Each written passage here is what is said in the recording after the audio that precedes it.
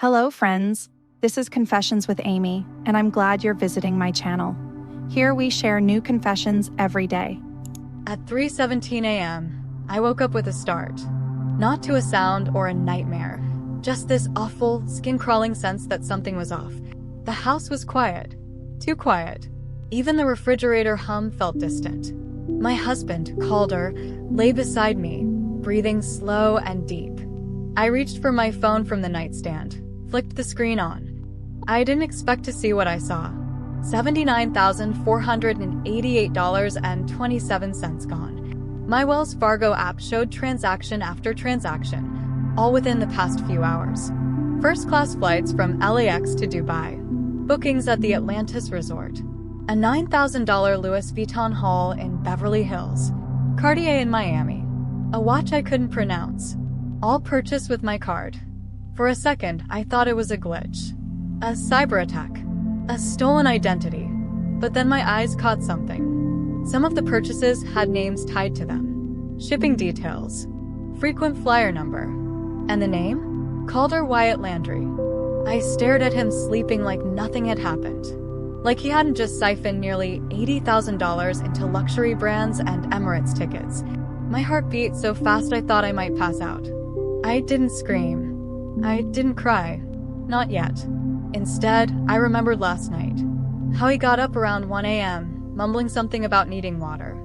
How he came back 5 minutes later smelling like mint and whiskey. How he plugged his phone into my charger, on my side of the bed. How long had he been planning this? I sat in the dim light of my phone and realized he'd copied my card. I wasn't just robbed. I was robbed by the man who vowed to protect me. I watched his chest rise and fall, steady as a snake sunbathing on a rock. Calder always had a way of making danger look handsome. The salt and pepper beard, the dry wit, the unshakable calm. But underneath it all, I now saw the truth. He wasn't calm. He was cold, calculated. And now, he was gone before I even knew what he took. I stepped out of bed quietly, my bare feet pressing into the hardwood. The digital clock on the dresser glowed red. I stared at it like it might blink and give me a different timeline. A better one. One where the man I married 15 years ago didn't just empty my account and book himself a trip around the world. But it stayed the same. 3:19 a.m. Tuesday. And I was broke. By 8 a.m., Calder was gone. Not a note. Not a text. Just his side of the closet half empty and the faint scent of Dior Sauvage lingering in the hallway. I stood there barefoot in the doorway, staring at the space where his suits used to hang. I didn't wake him up when I found the charges. I didn't even confront him. I watched the minutes drip by on the clock until the sun started bleeding through the blinds. When I finally heard him moving around, he didn't seem rushed. Just focused. Distant. Like a man on a mission. He kissed me on the forehead, told me he had a last-minute conference in Atlanta. That was rich. Calder hadn't been to a real conference in years. Before I could even ask a question, he was out the door with his leather duffel and that same half-smile he always wore when he thought he'd outsmarted someone. I didn't stop him, because now I needed space and evidence. I sat down at the kitchen table with my laptop, my coffee shaking slightly in my hand. My Gmail inbox had half a dozen travel confirmations, forwarded automatically from my credit account. I clicked through them, heart pounding. Emirates Flight 232, business class. Hotel Burj Al Arab, presidential suite. Chauffeur pickup from DXB. Even a reservation at Zuma Dubai for two. Of course. Calder never traveled alone. And suddenly, like a jagged puzzle piece clicking into place, I remembered the long-lashed brunette who commented under his Instagram photos last month. Miss your energy. Sophie. That was her name. She worked at his gym, I think. Or maybe she was his yoga instructor. Something like that. I hadn't cared at the time. I didn't want to be that wife. The one who asked questions that made her look small. But now I had questions. Now I was small and furious. I opened a private browser and started gathering everything. Statements, email confirmations, even a screenshot from our Ring doorbell showing him walking out that morning, smug and serene, like a man on vacation. I wasn't just going to sit in this house and cry into my yogurt parfait. I called my bank, told them I suspected fraud, internal fraud. They connected me with a fraud specialist who actually sounded shocked as I read the list of charges. This was all within 6 hours, she asked. Yes. And all from your husband's name? Yes. But the card is mine, issued solely in my name. I never authorized any of this. There was a pause. We can initiate a dispute, Ms. Landry. But this is serious. If you're pursuing legal action, you'll need documentation. Legal action. That sounded terrifying. And absolutely necessary. I ended the call and just sat there, staring out the window at the driveway. His Tesla wasn't there, obviously. I was alone, in a beautiful home in Topanga Canyon, with lemon trees in the backyard, a yoga deck I never used, and $47.23 in my checking account. My husband had stolen $80,000 from me, and I had no idea how deep this hole went. But I knew one thing for sure. I wasn't about to let Calder Landry get away with it. I spent the next 3 days turning my life inside out. Every drawer, every password, every shared document, old receipts, forgotten post-its, tax files, anything that could help me untangle the financial noose Calder had wrapped around my neck while I slept. The worst part? I was good with money. Careful. Methodical. But love makes you sloppy. It started with little things years ago. He'd offered to handle the utilities or take care of the insurance this month. I thought it was thoughtful, mature, sexy even. I'd always admired how confident he was with numbers. Calder had worked as a financial consultant before pivoting into luxury wellness coaching, which still makes me laugh now that I know what that actually meant. I found one of his old business cards at the bottom of a drawer. Calder W. Landry, Financial Wellness Architect. God, the audacity. By Friday, I had a folder full of evidence. Screenshots of his ticket to Dubai. Copies of our bank statements, including 3 test purchases made at gas stations at 2 a.m., probably when he was checking if the card worked. I even pulled metadata from the Ring app to see when the card number had likely been photographed.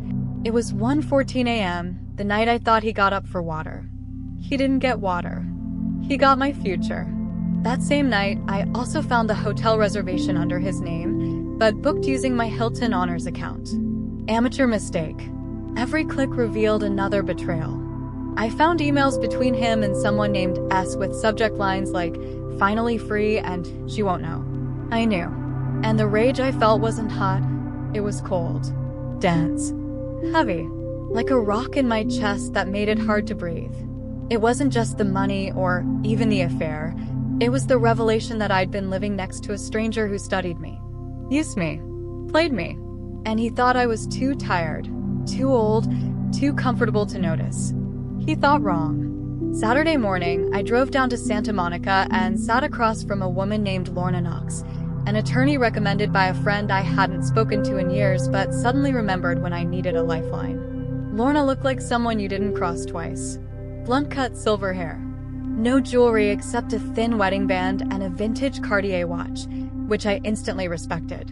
"I'm not just divorcing him," I told her, placing the folder between us. "I want my money back. Every dollar. And I want it to burn on the way out of his hands." She flipped through the papers slowly, nodding once. "You'll need to be ready for war." I smiled for the first time in days. Good. I brought a flamethrower. I never thought I'd be the kind of woman who planned revenge over a matcha latte on Montana Avenue. But there I was, sitting in a sunny cafe surrounded by moms in athleisure, business calls on speakerphone, and the scent of oat milk and eucalyptus. My lawyer had just left, promising to file the initial fraud claim and freeze any joint assets before Monday. I sat there, staring at the screen of my phone, and then I did something I hadn't done in years. I opened Instagram, his Instagram. His page was still public. Of course it was. Calder thrived on attention. The grid looked like a luxury travel ad. Rooftop cocktails in Manhattan, poolside meditations in Tulum, filtered sunsets over Santorini. Except now, the most recent photos weren't stock images or posed business shots. They were real. Calder in Dubai. Calder on a yacht. Calder in an infinity pool with, Sophie. She was wearing a gold bikini and holding a glass of champagne like she'd just won a pageant. His caption? Upgrades only. Hashtag grateful, hashtag aligned, hashtag limitless. I almost laughed. Limitless on my money.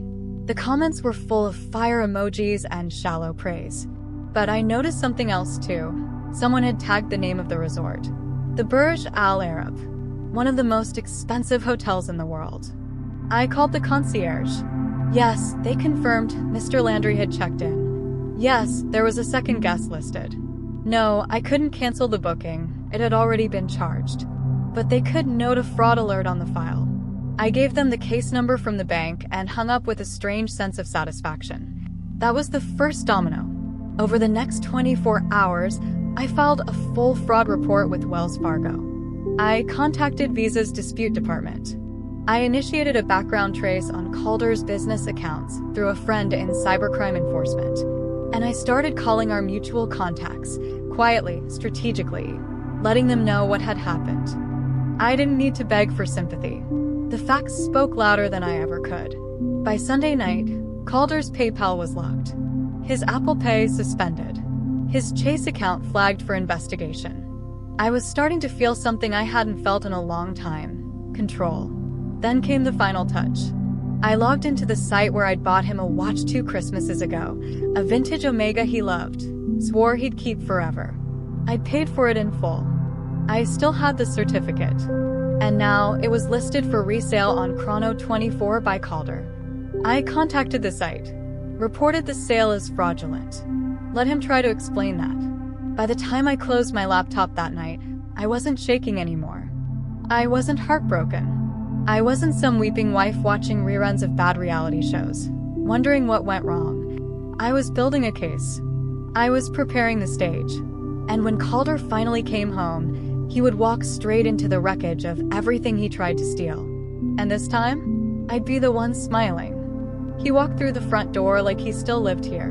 No knock. No warning. Just the beep of the keypad and the soft swing of the mahogany door into the foyer. I was in the kitchen barefoot, slicing strawberries over a bowl of Greek yogurt like it was any other Wednesday morning. I didn't look up right away. I wanted him to speak first. Baby, he called, stretching the word out like honey. You will not believe the week I've had. I set the knife down slowly. My heart thudded once, solid and deep, but my face stayed neutral.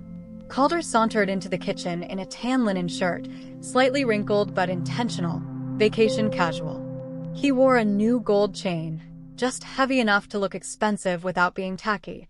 His skin was bronzed, his hair pushed back like a man who'd just returned from some commercial shoot for men's cologne. He dropped his duffel by the stool and pulled out a black bag with silver trim. I got you something, he grinned. Sort of a peace offering. Don't be mad I left so fast. You'll thank me later. I turned. Finally. Looked him dead in the eyes. Oh, I'm not mad, I said. That made him pause. He studied me for a second, brows slightly furrowed. I knew that look. He was scanning me, testing the temperature of the room like a con artist in a casino. Then he recovered, pulled out a navy box with a designer logo I didn't recognize. I was thinking of you the whole time, he said. I mean, some of this stuff was technically on your card, but hey, thanks for the upgrades. He winked, laughing at his own joke. That was it. That was the moment I knew the man in front of me had no idea what was coming. I smiled, slow and deliberate. You're welcome, I said. He blinked. Wait, what? You're welcome, I repeated. But just so we're clear, those upgrades are being reversed as we speak. Your little luxury tour of Dubai? Charged back. The card? Frozen. Joint accounts? Emptied. Oh, and the watch? Pulled from the resale site. Nice try, though. His face shifted. Slowly, like a tide going out to reveal something ugly underneath. What the hell are you talking about? I tilted my head. I'm talking about fraud, Calder. Financial. Federal. With documentation. And about 20 pages of evidence. The bank has it. My lawyer has it. And now, so do you. I handed him the envelope I'd prepared. Neatly labeled. Case file, Wyatt versus Landry. He didn't take it. Instead, He stared at me like he was seeing me for the first time. Not as the soft-spoken woman he thought he could manipulate, but as a woman holding the fuse to his detonator. "You're not serious." "I'm absolutely serious. And don't worry, Sophie's tagged in half your crimes. I'm sure the investigators will love that." His jaw clenched. "You're insane." "No," I said calmly, walking past him toward the sink. "I'm just not your victim anymore." He stormed out 10 minutes later, shouting something about how I'd regret this and nobody's gonna believe you. I didn't follow. I didn't flinch. I rinsed the strawberries. And I let the door slam behind him. The silence after Calder left was different this time. It wasn't anxious. It wasn't empty. It was mine. I stood in the living room, looking around like I'd never seen it before. The place no longer felt like a stage I was forced to perform on. It felt like a canvas. Gone was his ugly gray Peloton he never actually used. I dragged it to the garage and listed it on Facebook Marketplace the same afternoon. I also tossed the signature art piece he bought from some pretentious gallery in Venice. I never liked that thing. It looked like someone had spilled ink over disappointment. For the first time in years, the house started to reflect me. Not Calder's taste. Not Calder's rules. Mine. I painted the guest room, used to be his office, in a warm terracotta and bought a second-hand drafting desk. Not because I needed it. Because I wanted it. I started sketching again. Lines, textures, fabrics. The kind of things I used to doodle before Calder told me it was a waste of brain space. By the following week, I'd sold 3 original textile patterns to a boutique in Portland. They wanted more. I hadn't felt that kind of joy in a decade. My lawyer, Lorna, called to update me every few days.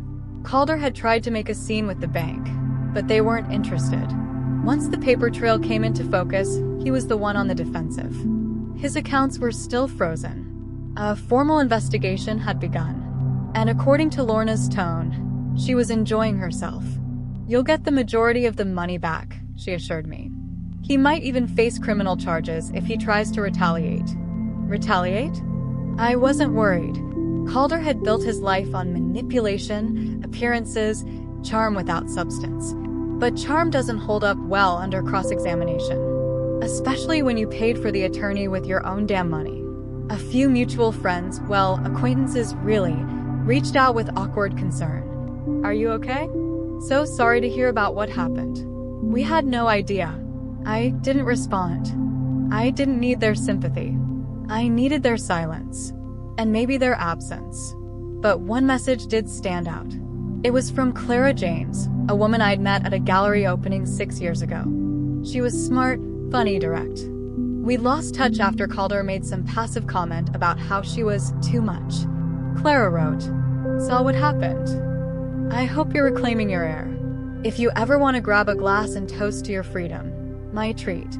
That night, I met her downtown. We laughed harder than I had in years. She called Calder diet sociopath chic and toasted to women who rise, even when it burns. She looked me dead in the eyes and said, "He underestimated the wrong woman." And for the first time, I believed it. 3 weeks after Calder's departure, I received a manila envelope in the mail. No return address. Just my name in stiff black ink. Inside was a single sheet of paper. No note, no apology. Just a printed screenshot of his last bank balance. $74.22. That was it. His final message. Not "I'm sorry." Not "I was wrong." Just a digital middle finger, wrapped in passive aggression and regret. I almost laughed. Almost. Instead, I slid the paper into the shredder, poured myself a glass of wine, and stood at the window while the sun slipped below the canyon ridge. My home, once a monument to shared lies, had become something else entirely, a sanctuary. The silence now hummed with peace. The woman I used to be, always careful not to upset him, always watching his moods like weather, she was gone. What remained was someone far more dangerous to men like Calder, a woman who saw clearly, spoke freely, and owed nothing. The legal process moved fast after that. Lorna was relentless, a shark in Chanel. Within 6 weeks, I had a judgment in my favor. The bank reversed most of the charges. Visa refunded the rest. Calder, meanwhile, was facing a civil suit for misappropriation of funds and identity fraud. Last I heard, he was couch surfing in Marina del Rey, trying to sell digital detox packages to influencers with too many filters and not enough brains. But me? I was just getting started. I took on 2 new design clients, independent clothing brands looking for bold, textured prints. My work was messy vivid. Nothing like the old me who muted everything to fit into Calder's sleek, sterile world. I dyed my hair. Just a few copper strands near the front, enough to make me look twice when I caught my reflection. I bought myself a pair of boots I once thought were too loud. They weren't. They were perfect. And I booked a flight. Not to run. Not to escape. But to arrive somewhere new on my terms. One way to Lisbon. Just me. My sketchbook. And a second chance. At the airport, as I watched people say goodbye and hello and everything in between, I realized something strange. I didn't hate Calder. I pitied him. He built a life on illusions and thought control gave him freedom. But control is a cage. And he'd never understand what it meant to actually be free. The gate agent called boarding. I stepped forward with nothing in my hands that didn't belong to me. No shame. No secrets. No man whispering behind me how I should shrink to be easier to love. This was the cost of wings. And I paid it in full. Lisbon woke me like a song I'd forgotten I knew the words to. The streets smelled like roasted chestnuts and sea salt. The sidewalks shimmered with hand-laid tiles, and the buildings blushed in pinks and yellows and warm ochres. Every corner curved like a whisper. I wandered with no map, no plan. Just me and the sound of my own footsteps, and for once, that was enough. I rented a small flat near Alfama. 5th floor, no elevator, cracked windows, crooked floorboards, and I loved every inch of it. It had character, imperfections. Like me. Some mornings I worked on textile patterns at the tiny kitchen table, sun pouring over my shoulders. Other days, I took my sketchbook to the water and drew strangers. Lovers, children, old women with plastic bags of sardines and stories in their eyes. I sold a print to a local boutique and watched it hang in their window like a flag. I was building something again. But this time it was mine. Entirely mine. One rainy afternoon, I sat in a cafe off Rua do Seculo, sipping bitter espresso and flipping through old journal pages. I found a line I didn't remember writing. One day, this won't be the story of how I was broken. It will be the story of how I began. That was it. That was all I needed to know. Not long after, Clara came to visit. We drank Vinho Verde on the roof and laughed until our ribs ached. She toasted me again, this time more softly. To the women who rebuild from ash with bare hands and still remember how to hold joy. And I did. I remembered.